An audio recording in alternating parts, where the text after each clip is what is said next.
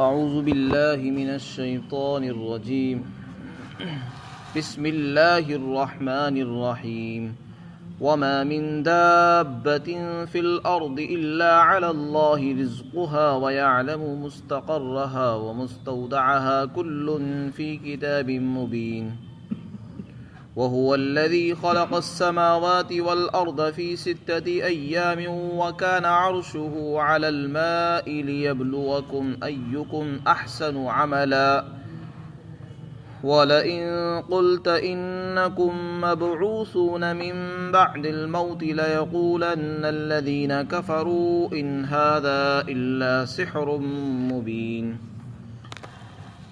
اور زمین پر چلنے والا کوئی جاندار ایسا نہیں ہے جس کی رزق کی ذمہ داری اللہ نے نہ لے رکھی ہو، اور اللہ تعالیٰ اس کے مستقل ٹھکانے کو بھی جانتا ہے اور عارضی ٹھکانے کو بھی جانتا ہے، اور ہر چیز ایک واضح کتاب کے اندر موجود ہے۔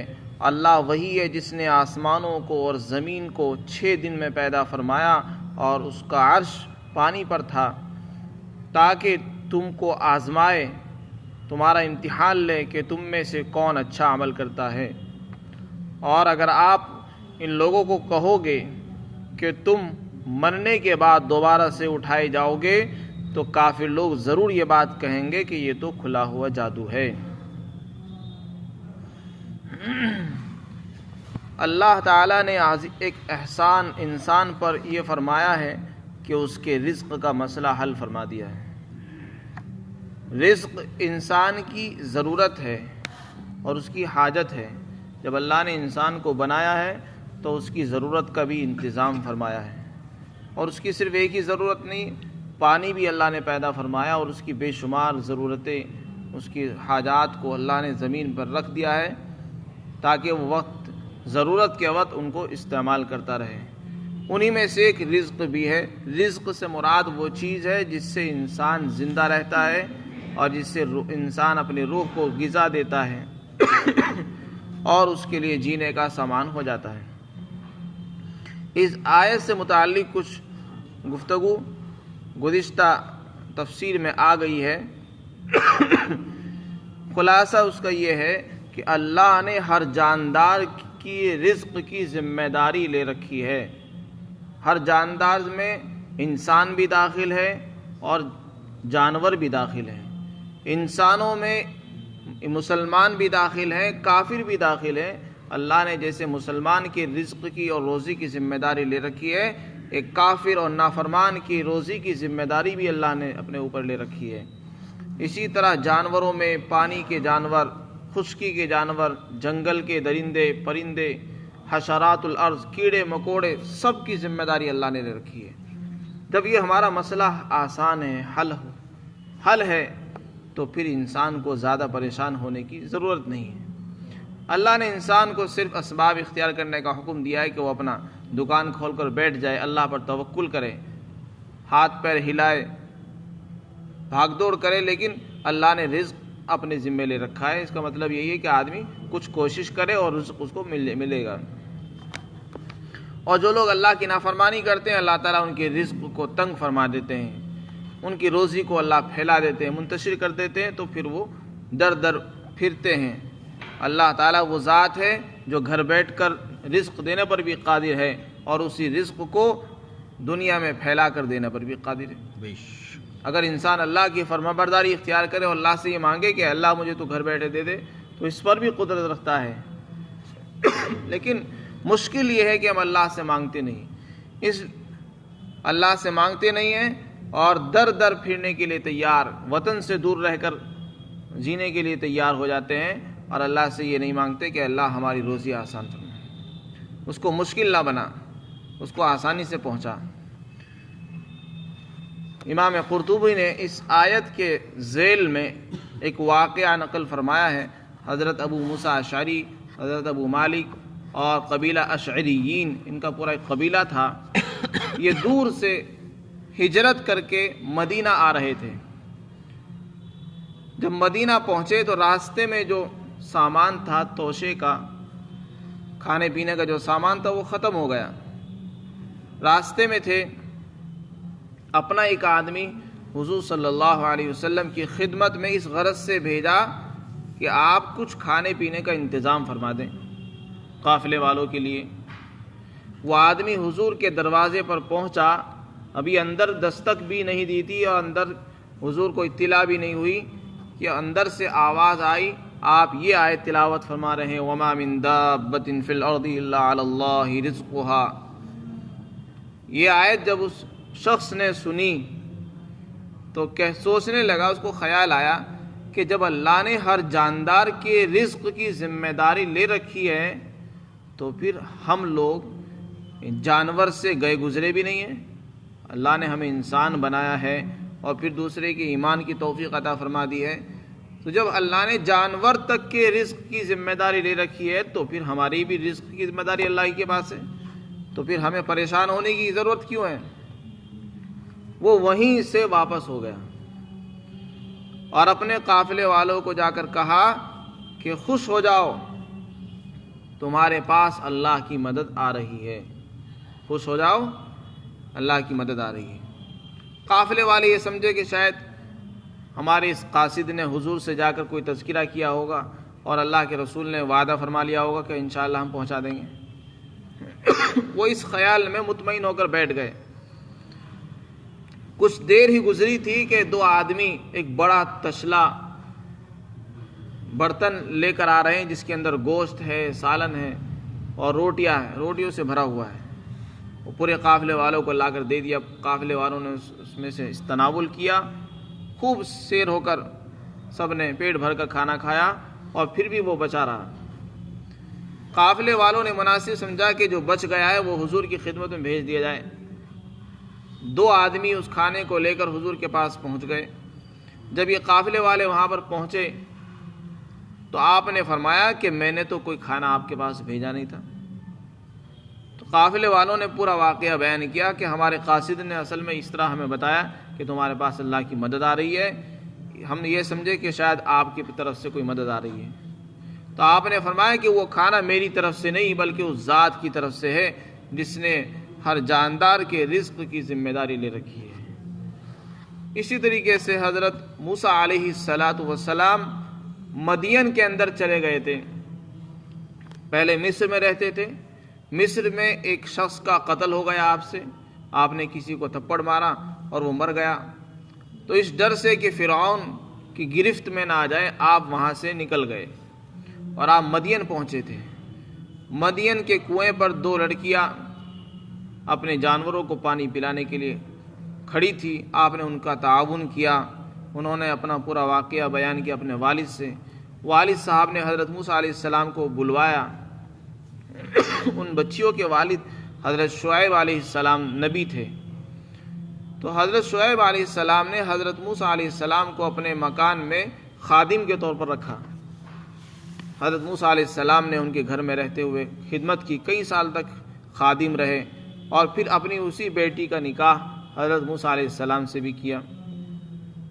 نکاح کے بعد جب آپ وہاں سے روانہ ہوئے تو رات کا وقت تھا، آپ کو آگ کی ضرورت پیش آئی، تو آپ آگ کی تلاش میں اپنی بیوی کو جنگل کی تنہائی میں، جنگل کے اندھیرے میں چھوڑ کر چلے گئے، اور طور پہاڑی تھی، طور پہاڑی پر پہنچے تو وہاں آگ کے بجائے آپ کو تجلیات الہیہ اور اللہ کی طرف سے نبوت کا شرف حاصل ہوا۔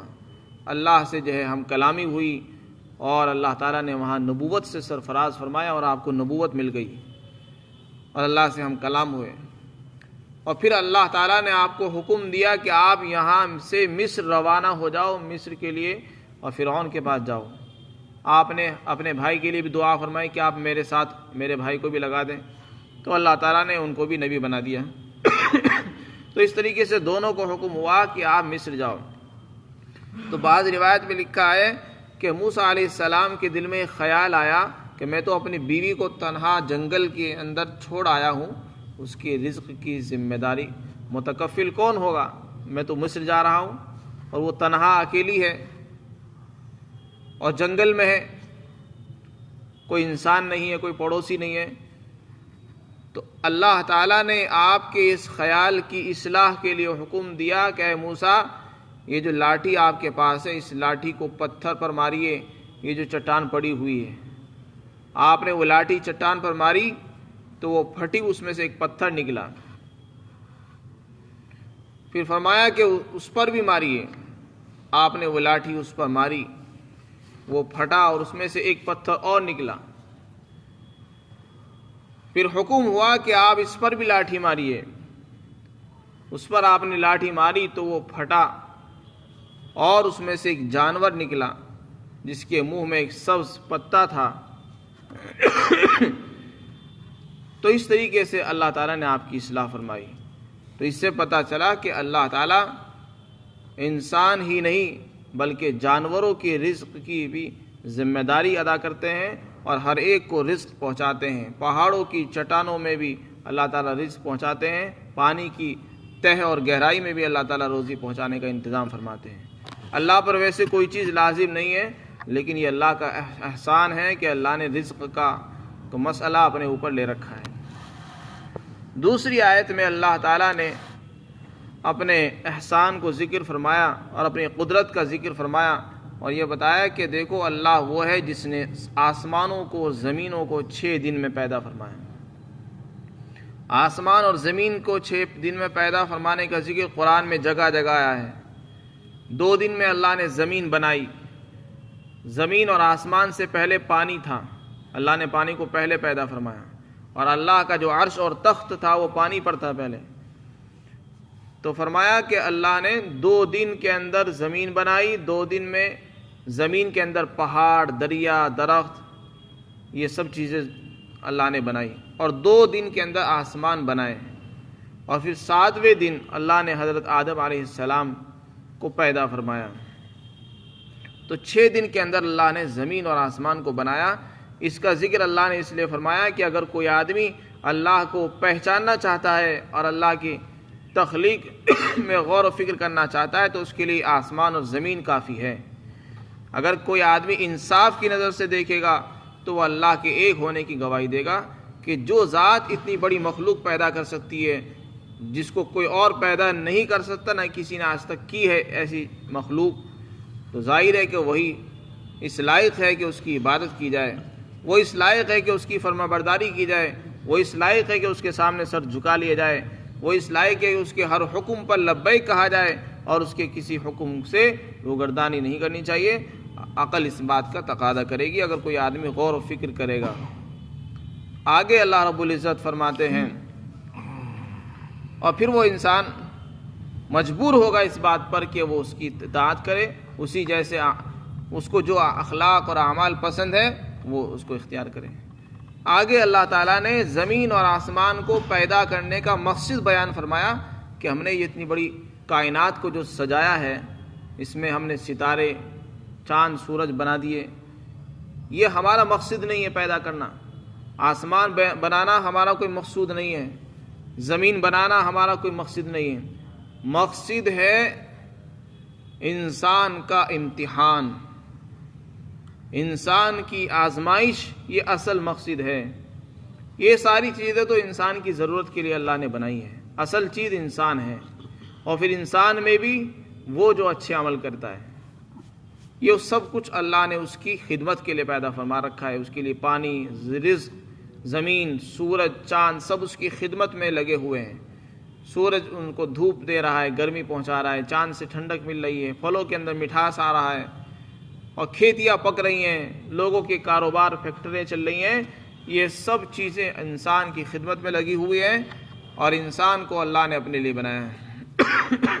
تو اللہ فرماتے ہیں ہم نے سب کچھ اس لیے بنایا تاکہ ہم تم کو جانچ لیں کہ تم میں سے کون آدمی سب سے بہترین عمل کرتا ہے۔ فرمایا احسن عملا، سب سے بہترین عمل کس کا ہے ہم یہ دیکھنا چاہتے ہیں۔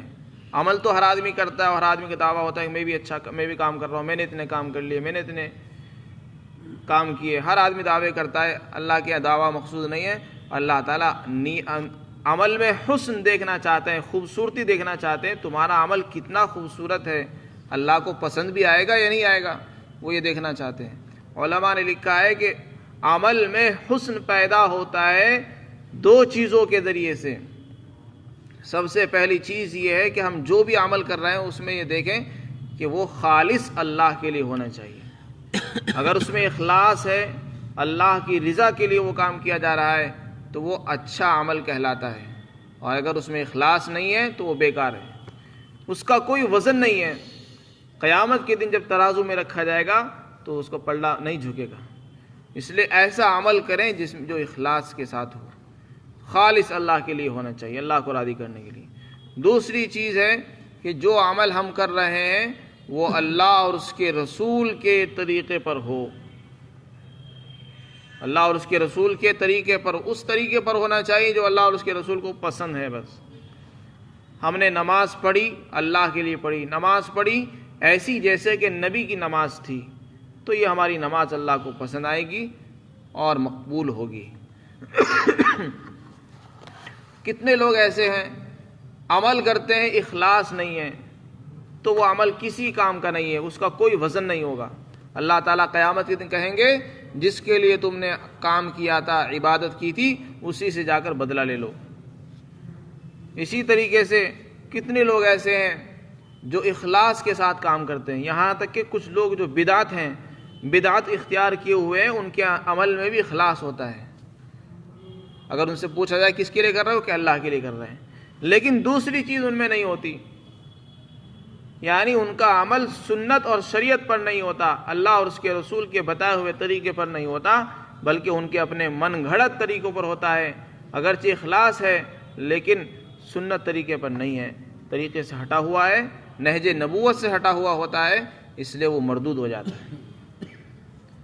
آپ نے فرمایا صلو کما رأیتمونی اصلی، جیسے میں نماز پڑھ رہا ہوں اس طرح نماز پڑھیے، جیسے میں وضو کر رہا ہوں ایسے وضو کیجئے، وہ اللہ کو پسند ہے۔